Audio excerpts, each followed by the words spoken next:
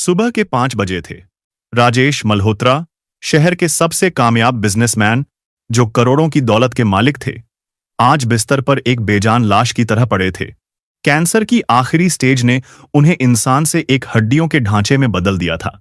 उनकी त्वचा पीली पड़ चुकी थी, आंखें ढंसी हुई थीं और हर सांस ऐसी लग रही थी जैसे आखिरी सांस हो। उनकी पत्नी प्रिया पिछले 2 दिनों से सोई नहीं थी। उसकी आंखों के नीचे काले घेरे पड़ गए थे, बाल बिखरे हुए थे, लेकिन उसका हाथ अपने पति के हाथ पर था। डॉक्टर साफ कह चुके थे, आज की रात भी पार करना मुश्किल है। इस खबर ने पूरे घर में मातम फैला दिया था। दोपहर तक परिवार के सारे लोग इकट्ठा हो गए। राजेश के बड़े भाई विक्रम और उनकी पत्नी मीना, रिश्तेदार, करीबी दोस्त, सभी आखिरी बार राजेश को देखने आए थे। आर्यन और आराध्या अपने पिता के पास बैठे थे। उनकी आंखों से लगातार आंसू बह रहे थे। शाम के 6 बजे राजेश ने अचानक अपनी आंखें खोलीं। उनकी आंखों में एक अजीब सी बेचैनी थी, जैसे कोई बोझ उनके सीने पर रखा हो। उन्होंने कमरे में मौजूद सभी लोगों को देखा, फिर कुछ कहने की कोशिश की, लेकिन कोई आवाज नहीं निकली। प्रिया तुरंत उनके पास झुकी और बोली, क्या चाहिए? पानी? दवा? राजेश ने ना में सिर हिलाया। उन्होंने फिर से अपने होंठ हिलाए। विक्रम करीब आया। राजेश, कुछ कहना है तो बोलो भाई। राजेश की सांसें तेज हो रही थीं। आखिरकार बहुत मुश्किल से टूटी हुई आवाज में राजेश ने कहा, मेरी एक आखिरी इच्छा है।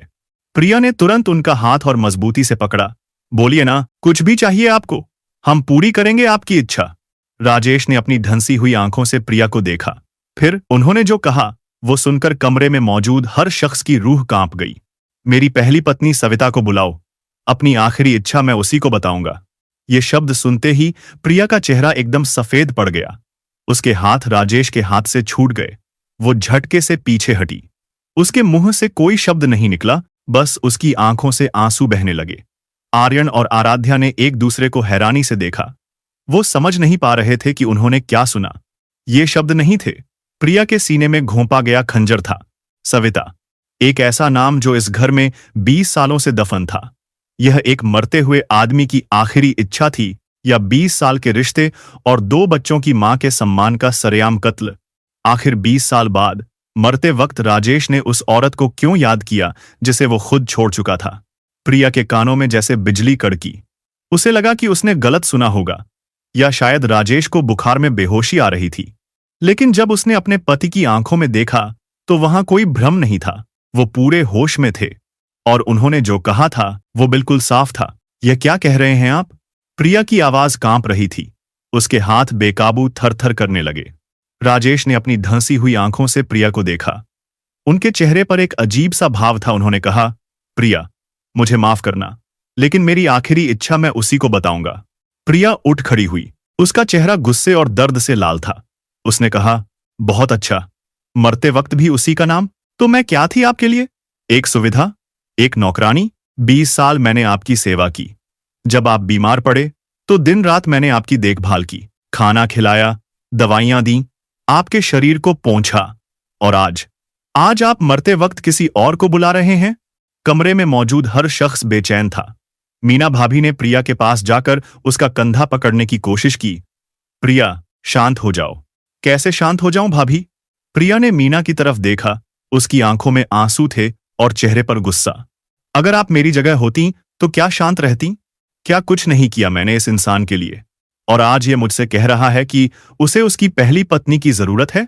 आराध्या रोते रोते बोली, मम्मा प्लीज, पापा बीमार हैं, उन्हें पता नहीं। नहीं, प्रिया ने अपनी बेटी को रोकते हुए कहा। उसने राजेश की तरफ देखा। वो बिल्कुल सही दिमाग में हैं। वो जानते हैं कि क्या कह रहे हैं, और शायद उन्होंने हमेशा से ही सविता को चाहा है। मैं बस एक विकल्प थी। क्यों सही कह रही हूं ना मैं? राजेश की ओर देखते हुए वो बोली। राजेश ने धीरे से सिर हिलाया। हाँ मैं। यह देखकर प्रिया का दिल चकनाचूर हो गया।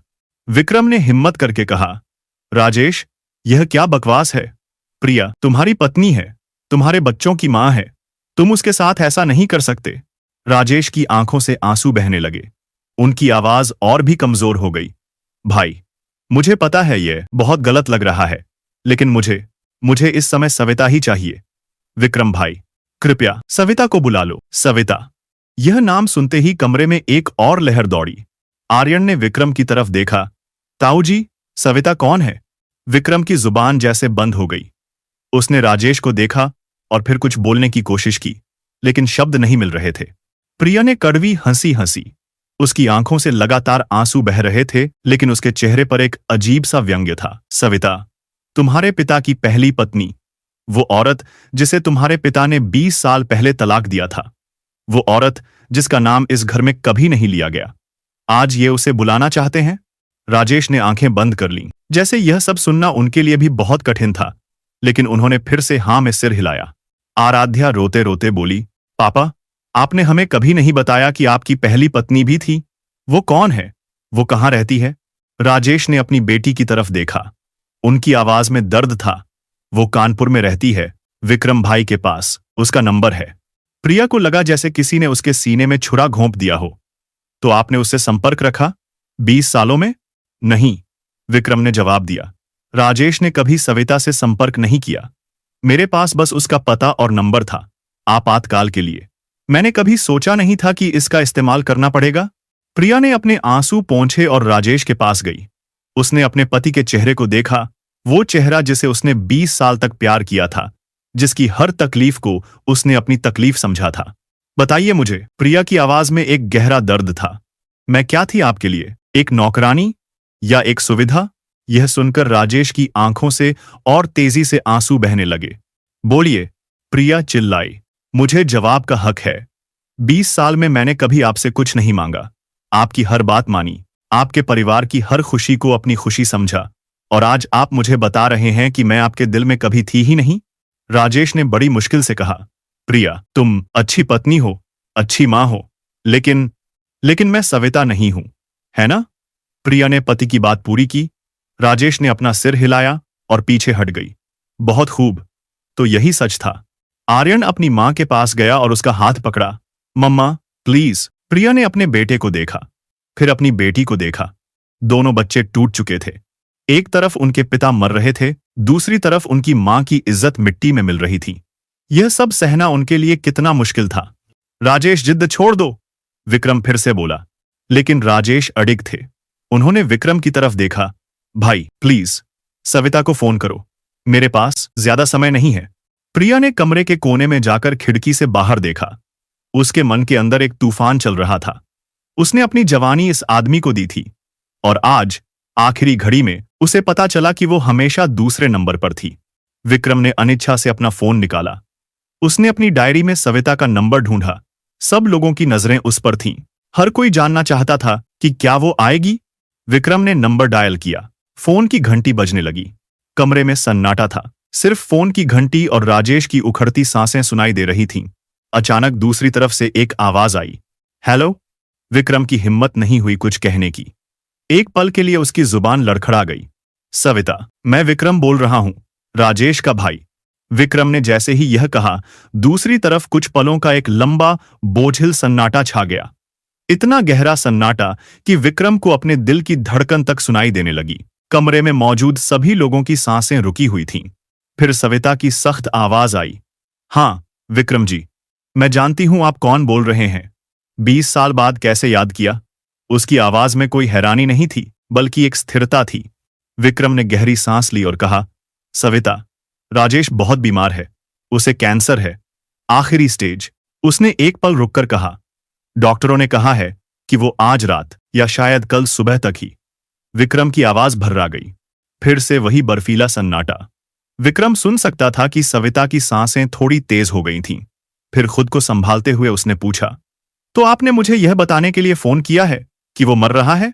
उसकी आवाज में सहानुभूति नहीं, बल्कि एक सवाल था। विक्रम ने कहा, नहीं, वो बात यह है कि राजेश की एक आखिरी इच्छा है। कौन सी इच्छा? सविता ने सीधे पूछा। विक्रम ने आंखें बंद कर लीं। यह कहना कितना मुश्किल था। यह शब्द उसके गले में ही फंस रहे थे। उसने हिम्मत जुटाई और कांपती हुई आवाज में कहा, वो अपनी आखिरी इच्छा सिर्फ तुम्हें बताना चाहता है। वो चाहता है कि ऐसे वक्त में उसके पास आ जाओ। कुछ देर तक कोई जवाब नहीं आया। कमरे में प्रिया दीवार से टिककर खड़ी थी। उसके आंसू सूख चुके थे। उसकी आंखें बस विक्रम के फोन पर टिकी थीं। वो सुनना चाहती थी कि वो औरत क्या कहेगी। आखिरकार सविता की आवाज आई, और इस राजेश ने फिर से आवाज दी, विक्रम भाई, कृपया जल्दी करो, मेरे पास ज्यादा समय नहीं। दूसरी तरफ से कुछ देर तक कोई आवाज नहीं आई। फिर सविता ने कहा, यह कैसा मजाक है? 20 साल बाद उसने मुझे छोड़ दिया था। उसकी दूसरी पत्नी है, बच्चे हैं, फिर वो मुझे क्यों बुला रहा है? विक्रम ने कहा, मुझे भी समझ नहीं आ रहा, मगर यह एक मरते हुए इंसान की इच्छा है। वो बहुत जिद कर रहा है। क्या तुम आ सकती हो?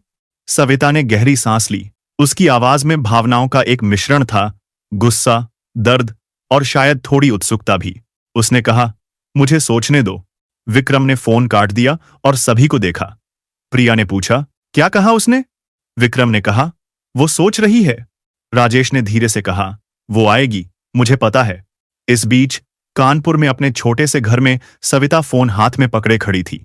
उसका मन भावनाओं के तूफान में घिरा हुआ था। 20 लंबे साल हो गए थे उसे राजेश से अलग हुए। उसे वो दिन याद आया जब राजेश ने उसे तलाक के कागजात दिए थे। वो महज 30 साल की थी और उनकी शादी को 10 साल हो चुके थे। राजेश ने कहा था कि उसे किसी और से प्यार हो गया है। प्रिया, जो उनकी कंपनी में नई कर्मचारी थी, सविता को याद है कि वो कितना रोई थी, गिड़गिड़ाई थी, मगर राजेश अटल था। उसने कहा कि अब कुछ नहीं बचा उनके रिश्ते में। उन्होंने संपत्ति बांट दी थी। तलाक के साथ सविता को एक घर और कुछ पैसे मिले थे। राजेश ने अपनी नई जिंदगी शुरू कर दी थी।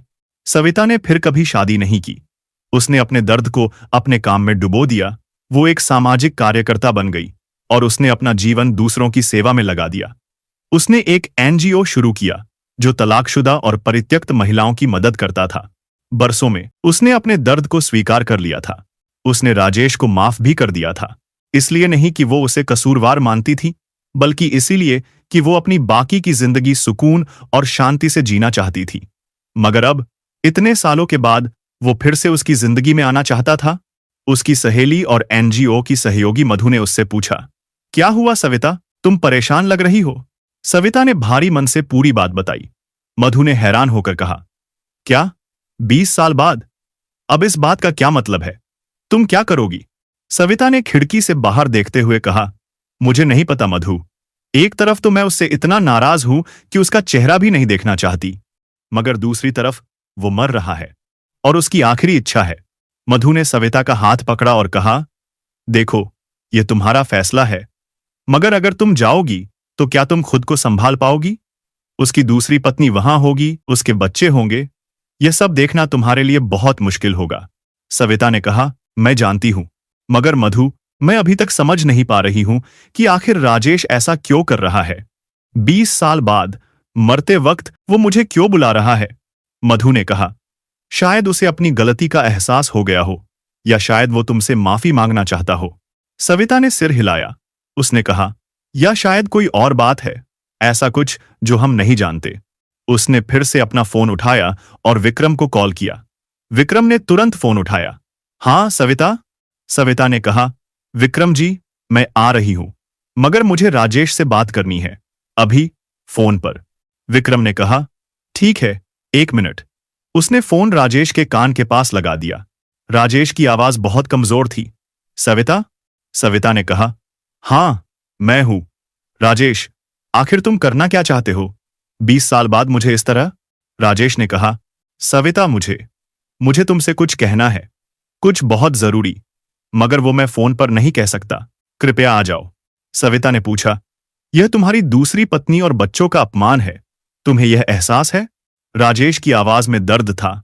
मुझे पता है और मुझे इसका पछतावा है, मगर सविता, प्लीज मुझ पर विश्वास करो, यह बहुत जरूरी है। जब तुम आओगी तो सब कुछ समझ जाओगी। सविता ने गहरी सांस ली और कहा, ठीक है, मैं सुबह पहली गाड़ी से आ रही हूं, मगर राजेश, अगर यह कोई नाटक है तो मैं कभी माफ नहीं करूंगी। राजेश ने कहा, शुक्रिया सविता, शुक्रिया। फोन कटने के बाद कमरे में फिर से सन्नाटा छा गया। प्रिया ने पूछा, तो वो आ रही है? विक्रम ने कहा, हां, कल सुबह। प्रिया ने व्यंग्यात्मक हंसी हंसी और कहा, बहुत अच्छा, तो मैं अपने पति के अंतिम संस्कार में दूसरे नंबर की हूं, क्या बात है? आर्यन ने कहा, मम्मा प्लीज, पापा की आखिरी इच्छा है। राजेश की हालत और बिगड़ती जा रही थी। डॉक्टर ने आकर उन्हें कुछ दवाइयां दी और कहा, इनकी तबीयत का कोई भरोसा नहीं, अगर रात भर बचे रहे तो यह चमत्कार होगा। रात भर कोई सोया नहीं। प्रिया बच्चों के साथ दूसरे कमरे में चली गई। वो राजेश से बात नहीं करना चाहती थी। विक्रम और मीना राजेश के पास ही रहे। सुबह के 4 बजे राजेश ने अचानक विक्रम का हाथ पकड़ा और कहा, भाई, मेरे बाद प्रिया और बच्चों का ख्याल रखना। उन्हें किसी चीज की कमी नहीं होनी चाहिए। विक्रम की आंखों में आंसू आ गए। उसने कहा, बेवकूफी की बातें मत करो, तुम ठीक हो जाओगे। राजेश ने मुस्कुराने की कोशिश की। हम दोनों जानते हैं कि यह झूठ है, मगर भाई, मुझसे वादा करो। विक्रम ने कहा, मैं वादा करता हूं, मगर राजेश, मुझे बताओ, यह सब क्या है? तुम सविता को क्यों बुला रहे हो? राजेश ने कहा, सब्र रखो भाई, कल सब कुछ पता चल जाएगा। मगर मुझे विश्वास है कि जब सविता आएगी तो प्रिया और बच्चे समझ जाएंगे। सुबह के 9 बजे एक पुरानी टैक्सी राजेश के आलीशान बंगले के सामने आकर रुकी। टैक्सी का दरवाजा खुला और एक औरत बाहर निकली। वो सविता थी। उसने एक सादी सफेद सूती साड़ी पहनी थी। चेहरे पर कोई मेकअप नहीं था, गले में कोई गहना नहीं। उसके चेहरे पर उम्र की लकीरें साफ दिख रही थी, लेकिन उसकी आंखों में एक अजीब सी शांति थी। एक ठहराव था, जैसे उसने जिंदगी के हर तूफान को सहना सीख लिया हो। उसने एक नजर बंगले की बड़ी बड़ी दीवारों को देखा। यह वही बंगला था जहां उसने अपनी शादी के 10 साल गुजारे थे। इस घर का कोना कोना उसकी यादों से जुड़ा हुआ था। यही उसने हंसना सीखा था, सपने देखे थे, और यही उसका दिल तोड़ा गया था। आज 20 साल बाद यह बंगला उसके लिए एक अजनबी जगह थी। उसके हाथ कांप रहे थे, लेकिन उसने खुद को संभाला। वो यहां कमजोर पड़ने नहीं आई थी, वो यहां जवाब लेने आई थी। उसने दरवाजे पर लगी घंटी बजाई। कुछ पलों के बाद दरवाजा खुला। सामने विक्रम खड़ा था। उसकी आंखें सूजी हुई थीं, चेहरा उतरा हुआ था। उसने सविता को देखा और एक पल के लिए पहचान नहीं पाया। यह वो सविता नहीं थी जिसे वो जानता था। वो हंसमुख, चुलबुली सविता। यह एक खामोश, गंभीर औरत थी जिसे समय ने बदल दिया था। सविता, तुम आ गई। विक्रम की आवाज में एक अजीब सी राहत थी। आओ, अंदर आओ। सविता ने अंदर कदम रखा। घर के अंदर सब कुछ बदल चुका था। नया फर्नीचर, दीवारों पर नए रंग, नई सजावट। कुछ भी वैसा नहीं था जैसा उसे याद था। हर चीज चीख चीख कर कह रही थी कि यह अब उसका घर नहीं है। तभी उसकी नजर हॉल में दीवार पर लगी एक बड़ी सी तस्वीर पर पड़ी। राजेश, प्रिया, आर्यन और आराध्या, एक खुशहाल परिवार की तस्वीर। सविता एक पल के लिए वही थम गई। यह उसकी जगह थी जो किसी और ने ले ली थी। एक गहरा दर्द उसके सीने में उठा, लेकिन उसने उसे जाहिर नहीं होने दिया। विक्रम उसे राजेश के कमरे की तरफ ले गया। कमरे के दरवाजे पर प्रिया खड़ी थी। जैसे ही दोनों औरतें आमने सामने आई, हवा में एक अजीब सा तनाव फैल गया। प्रिया ने सविता को ऊपर से नीचे तक देखा। उसकी आंखों में नफरत थी, ईर्ष्या थी, और एक औरत का दर्द था जो अपना सब कुछ हार चुकी थी। तो तुम हो सविता? प्रिया की आवाज में जहर घुला हुआ था। राजेश की पहली पत्नी और असली प्यार। सविता ने शांति से प्रिया की तरफ देखा। उसकी आंखों में न तो कोई घमंड था, न कोई जीत का एहसास। उसने कहा, मैं समझ सकती हूं कि तुम्हें कैसा महसूस हो रहा है प्रिया। विश्वास करो, मैं यहां अपनी मर्जी से नहीं आई हूं। फिर भी तुम आई तो हो ना? प्रिया ने ताना मारा। शायद तुम्हें भी यह तमाशा देखने में मजा आ रहा है, यह देखने में कि मैं कैसे बेइज्जत हो रही हूं। सविता ने गहरी सांस ली। मैं किसी की बेइज्जती देखने या करने नहीं आई हूं। राजेश ने मुझे बुलाया है, और मुझे लगता है कि उसके पास कोई बहुत बड़ी वजह होगी, वरना कोई आदमी मरते वक्त अपनी 20 साल पुरानी गलती को नहीं दोहराता। यह सुनकर प्रिया चुप हो गई। सविता की बातों में एक वजन था, एक तर्क था जिसे वो नजरअंदाज नहीं कर सकती थी। विक्रम ने बीच में कहा, बस करो प्रिया। सविता, राजेश तुम्हारा इंतजार कर रहा है। वो रात भर बहुत बेचैन था, बार बार तुम्हारा नाम ले रहा था। विक्रम की यह बात सुनकर प्रिया के सीने में एक और छुरा लगा। सविता ने राजेश के कमरे में कदम रखा। अंदर का नजारा दिल दहला देने वाला था। बिस्तर पर राजेश एक जिंदा लाश की तरह पड़ा था। उसकी सांसें बहुत धीमी चल रही थी। कमरे में दवाइयों की तेज गंध फैली हुई थी। सविता ने उसे देखा और एक पल के लिए रुक गई। यह वही राजेश था जिससे उसने कभी बेइंतहा मोहब्बत की थी। बीमारी ने उसे इतना बदल दिया था कि पहचानना भी मुश्किल था। शायद उसकी आहट सुनकर राजेश ने धीरे धीरे अपनी आंखें खोली। जैसे ही उसने सविता को देखा, उसकी ढंसी हुई आंखों में एक चमक सी आ गई। एक राहत का भाव था, जैसे कोई मुसाफिर अपनी मंजिल पर पहुंच गया हो। उसने बहुत कमजोर आवाज में कहा, सविता, तुम आ गई। सविता बिस्तर के पास गई और एक स्टूल पर बैठ गई। उसने अपना पर्स नीचे रखा और राजेश की तरफ देखा। उसकी आंखों में न आंसू थे न गुस्सा, बस एक सवाल था। हाँ, मैं आ गई हूं, उसने शांत आवाज में कहा। अब बताओ, मुझे यहां क्यों बुलाया है? मेरे पास ज्यादा समय नहीं है, मुझे जवाब चाहिए। राजेश ने एक लंबी सांस लेने की कोशिश की। उसने कमरे में मौजूद सभी लोगों को देखा, विक्रम, मीना, प्रिया और दरवाजे पर खड़े आर्यन और आराध्या। उसने कांपती हुई आवाज में कहा, मैं चाहता हूं कि सब यही रहे। प्रिया, आर्यन, आराध्या, तुम सब सुनो। प्रिया, जो अब तक दरवाजे पर खड़ी थी, धीरे धीरे अंदर आई। राजेश ने बोलना शुरू किया। उसकी आवाज में एक गहरा दर्द और पछतावा था। 20 साल पहले मैंने सविता को तलाक दिया था। मैंने सबसे कहा था कि मुझे प्रिया से प्यार हो गया है। प्रिया को भी ऐसा ही लगता था कि मैं उससे प्यार करता था, उसके साथ रहना चाहता था, इसलिए अपनी पहली पत्नी को त्याग कर मैंने प्रिया से शादी की। लेकिन यह सच नहीं था। कमरे में मौजूद हर शख्स की सांस जैसे थम गई। राजेश ने आगे कहा, असली वजह कुछ और थी। एक ऐसा राज जो मैंने आज तक अपने सीने में दफन रखा है। यह सुनते ही सविता की आंखें फैल गई। प्रिया का दिल जोर जोर से धड़कने लगा। राजेश ने एक लंबी, कांपती हुई सांस ली, जैसे अपने अंदर के सारे जहर को बाहर निकालने के लिए हिम्मत जुटा रहा हो। उसने अपनी ढंसी हुई आंखों से पहले सविता को देखा। सविता, तुम्हें याद है हम कितने खुश थे? उसकी आवाज बहुत धीमी हो चुकी थी। हमारी शादी के शुरुआती साल जैसे कोई सपना हो। मैं तुमसे बहुत प्यार करता था, हद से ज्यादा। यह सुनकर सविता की शांत आंखों में एक पल के लिए 20 साल पुरानी चमक लौटी और फिर बुझ गई। राजेश ने आगे कहा, लेकिन हमारी शादी को कई साल बीत गए और हमारे घर में बच्चे की किलकारी नहीं गूंजी।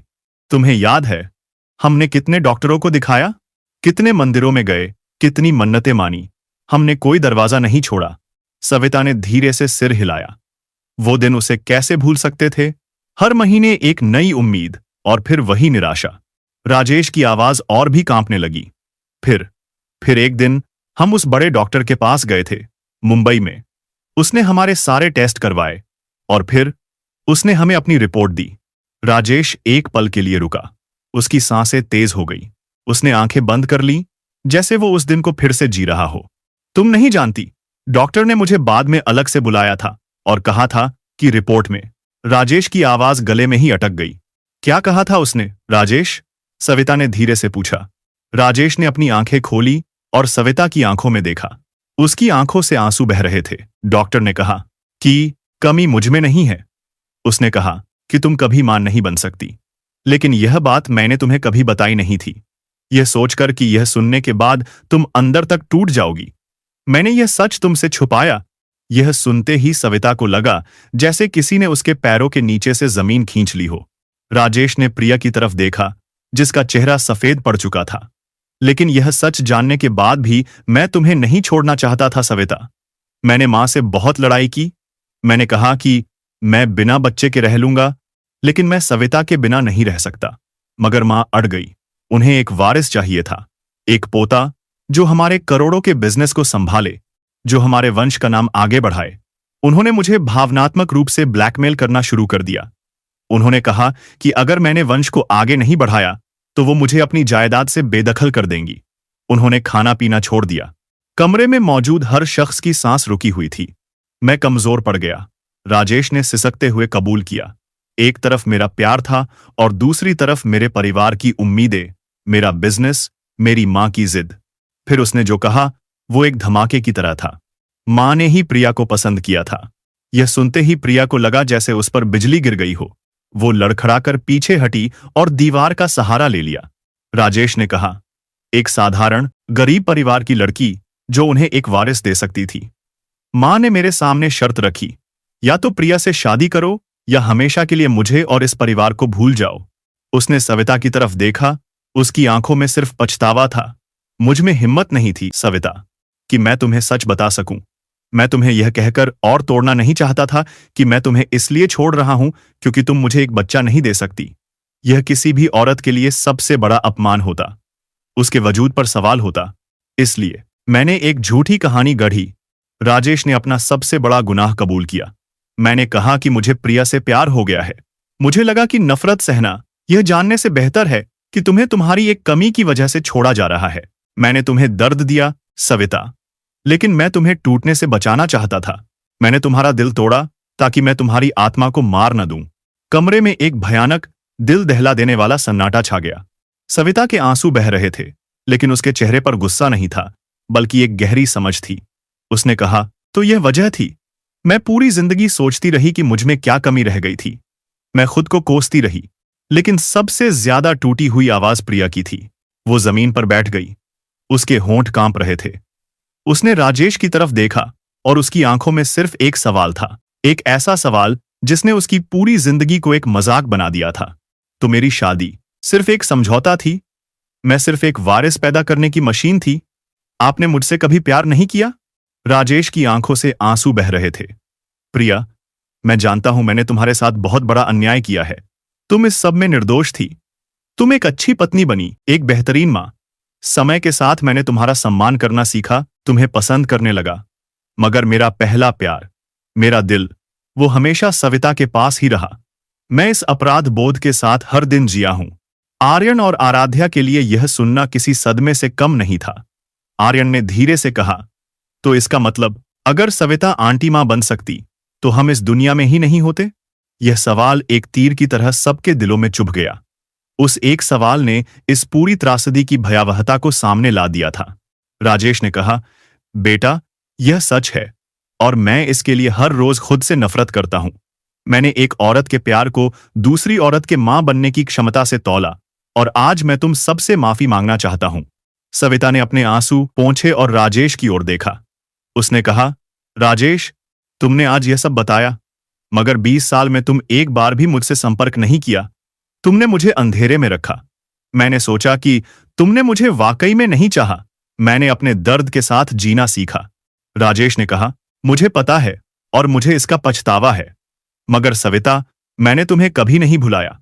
जब मुझे पता चला कि मैं मरने वाला हूं, तो मैंने फैसला किया कि मैं अपनी आखिरी सांस तक इस बोझ के साथ नहीं जी सकता। तुम्हें सच जानने का हक है। प्रिया और बच्चों को भी सारा सच जानने का हक है। तभी विक्रम ने वो सवाल पूछा जो अब सबसे जरूरी था, और तुम्हारी आखिरी इच्छा, वो क्या है? अब तो सविता भी सामने है। सबकी निगाहें एक बार फिर राजेश पर टिक गई। राजेश ने एक गहरी सांस ली, जैसे अपनी बची खुची सारी ताकत बटोर रहा हो। उसने पहले सविता को देखा, फिर प्रिया को, फिर अपने बच्चों को, और फिर उसने वो शब्द कहे जिसने कमरे में एक और भूचाल ला दिया। मेरी आखिरी इच्छा यह है कि मेरे मरने के बाद मेरी चिता को अग्नि मेरी पहली पत्नी सविता दे। यह प्रिया के दिल में जैसे एक और भूचाल आ गया। यह उसके पूरे वजूद को, उसकी पूरी पहचान को सबके सामने राख करने जैसा था। फिर राजेश बोले, क्योंकि हिंदू परंपरा में जो चिता को आग देता है वो सबसे करीबी माना जाता है। मैं चाहता हूं कि यह सारी दुनिया जाने कि तुम मेरी असली पत्नी हो। तुम वो हो जिसे मैंने सबसे ज्यादा चाहा। यह मेरा तुमसे माफी मांगने का तरीका है, हालांकि मैं जानता हूं कि यह काफी नहीं है। विक्रम ने कहा, राजेश, यह सब इतना आसान नहीं है। सविता, तुम क्या करना चाहती हो? सविता ने लंबी सांस ली। उसने प्रिया की ओर देखा, जो फर्श पर बैठी रो रही थी, और फिर आर्यन और आराध्या को देखा, जो अपनी मां और पिता की हालत देखकर भीतर तक टूट चुके थे। फिर सविता ने कहा, राजेश, मैं तुम्हें बरसों पहले माफ कर चुकी थी। नफरत ने मुझे कहीं नहीं पहुंचाया। मैंने अपने दर्द को छोड़ना सीखा और आगे बढ़ी। आज जो सच तुमने बताया, उसे सुनकर यकीनन मुझे भीतर तक दर्द हो रहा है, लेकिन तुम्हारी अपनी मजबूरियां थीं। जो हो गया सो हो गया। मैं तुम्हें कब का माफ कर चुकी हूं। यह सुनकर राजेश ने राहत की सांस ली। सविता ने कहा, मगर राजेश, मैं तुम्हारी चिता को आग नहीं दूंगी। कमरे में सभी लोग हैरान रह गए। राजेश ने कहा, क्यों सविता, क्यों नहीं? सविता ने प्रिया और बच्चों की ओर इशारा करते हुए कहा, क्योंकि यह गलत है। प्रिया तुम्हारी पत्नी है। पिछले 20 साल से वह तुम्हारे साथ रही है। उसने तुम्हारी सेवा की है और सबसे बढ़कर उसने तुम्हें वो खुशी दी है जिसके लिए तुमने मुझे छोड़ा था। उसने तुम्हें बच्चे दिए हैं, वो तुम्हारे बच्चों की मां है। उसे वो सम्मान मिलना चाहिए जो एक पत्नी का हक है। प्रिया ने सविता को आश्चर्य से देखा। उसने कहा, तुम मेरे लिए यह कह रही हो? सविता ने कहा, मैं तुम्हारे लिए नहीं, सही के लिए कह रही हूं। देखो प्रिया, हम दोनों ही परिस्थितियों की शिकार हैं। राजेश ने अपनी कमजोरी में गलत फैसला लिया, मगर अब हम इससे आगे बढ़ सकते हैं। मैं नहीं चाहती कि तुम और तुम्हारे बच्चे उस अपमान से गुजरें जो मैंने झेला है। राजेश ने कहा, मगर सविता ने उसे रोकते हुए कहा, नहीं राजेश, तुमने अपना सच बता दिया और यह अच्छा हुआ कि तुम अपने दिल पर पड़े सारे बोझ उतार चुके हो। मगर अब सही करने का समय है।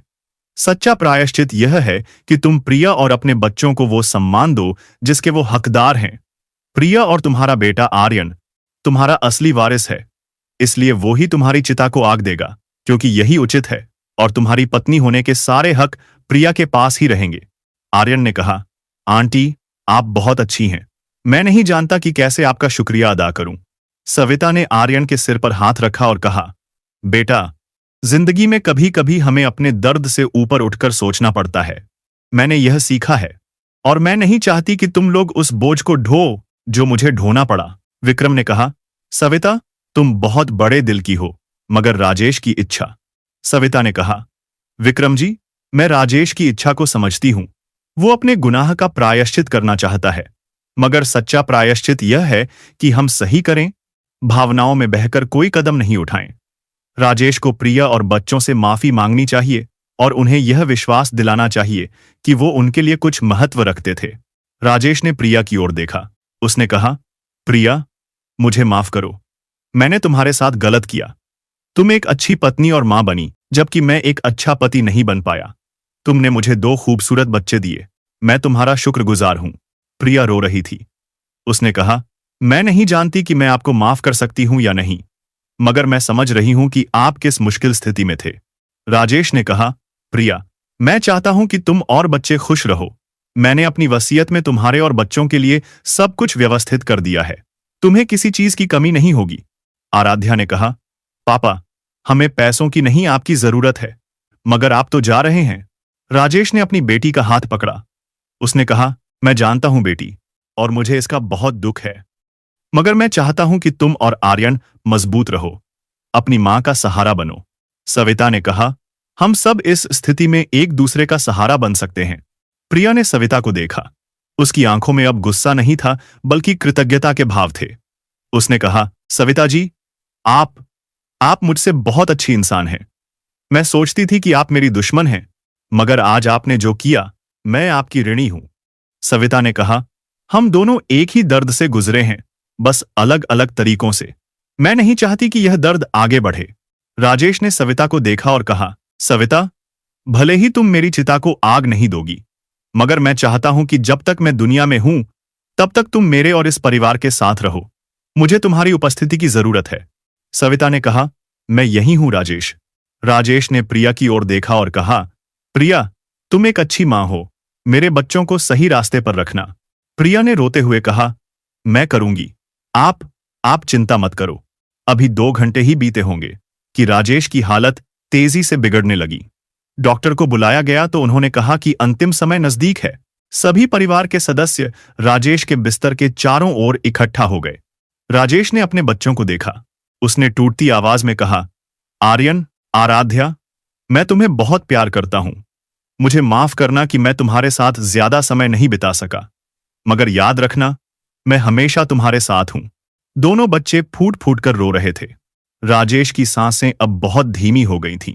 उसने विक्रम का हाथ पकड़ा और उखड़े स्वर में बोले, भाई, इन सब का ध्यान रखना।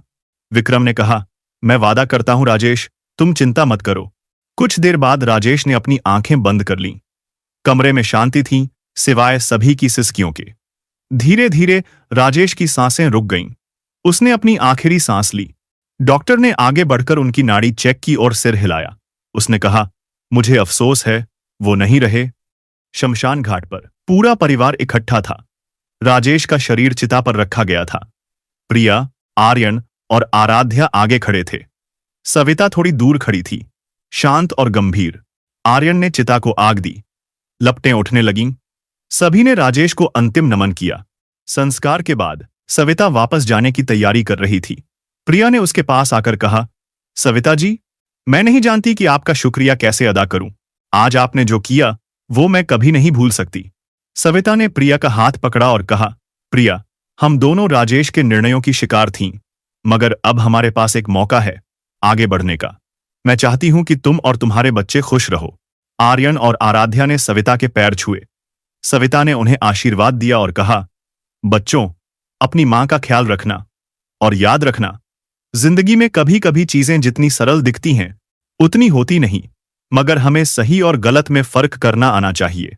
विक्रम ने सविता से कहा, सविता, तुम सचमुच महान हो। तुम्हारे कारण आज राजेश की आत्मा को शांति मिल गई।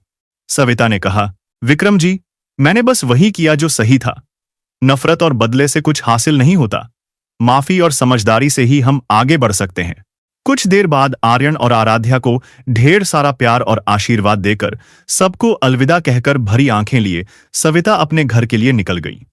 जब तक सविता की टैक्सी आंखों से ओझल नहीं हो गई, प्रिया रोते हुए उसे देखती रही।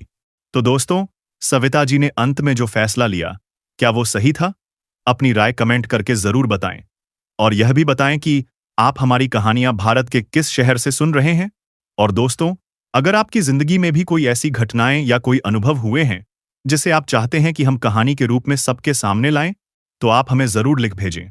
आप कमेंट कर सकते हैं या फिर डिस्क्रिप्शन में दी गई ईमेल आईडी पर मेल भी कर सकते हैं। धन्यवाद।